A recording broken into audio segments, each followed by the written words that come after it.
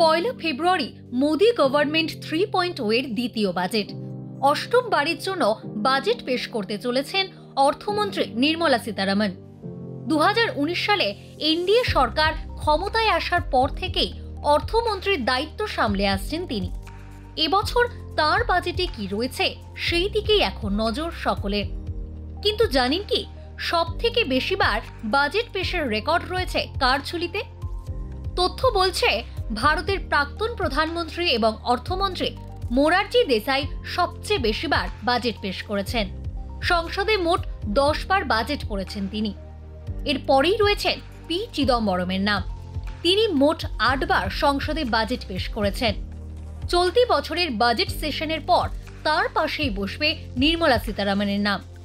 এছাড়া প্রণব মুখোপাধ্যায় অর্থমন্ত্রী থাকাকালীন 7 বার বাজেট পেশ করেছেন।